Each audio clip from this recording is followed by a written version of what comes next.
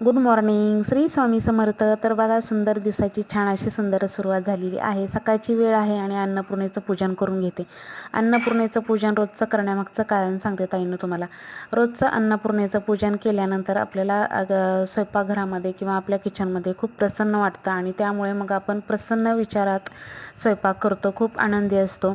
आणि जेव्हा आपण चांगल्या मनाने म्हणजे प्रसन्न मनाने स्वयंपाक करतो तेव्हा खाणाऱ्यालासुद्धा त्याच्या चांगलं हे होतं, त्याला चांगला पॉझिटिव्ह हे होतं.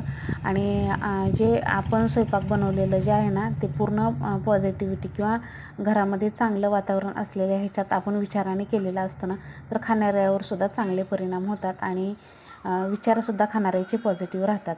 तर त्याचबरोबर मस्त असं उंबऱ्याची पूजा. आणि बघा, उंबऱ्याला कलर केल्यानंतर पहिल्यांदाच आज रांगोळी काढून उंबऱ्याची पूजा केलेली आहे. पूर्ण एक दिवस सुकू दिला, त्याच्यावरती काही रांगोळी वगैरे काही काढलं नाही, पाण्याचा एक थेंबसुद्धा लावले नाही.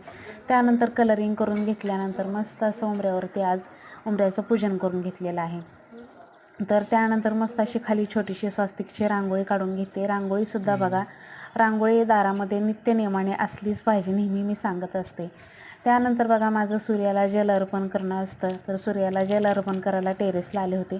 पण आज खरंच खूप लेट झाला. सूर्यदेवतांनी आज उशिरा दर्शन दिलं, कारण त्याचं आज आभाळ आलं होतं आणि आभाळ आलं की खूप प्रसन्न वाटतं. आणि आज वाटत होतं कुठंतरी पाऊस येईल पाऊस येईल, पण दिवसभर असंच वातावरण राहिलं, पण पाऊस काही आला नाही. मी तर वाट बघून बघून थकले. मला असं वाटायला लागलेलं आहे थोडा तरी पाऊस येऊन गेला तर माझी झाडं खूप छान अशी टवटवीत होतील. आणि बघा, पावसाळ्यामध्ये झाडांवरती थोडं जरी पाणी पडलं तर झाडं प्रसन्न दिसतात. आणि माझी आता झाडं खूप सुकायला लागलेली आहेत आणि आत्ता मी फक्त आणि फक्त पावसाची वाट बघत आहे.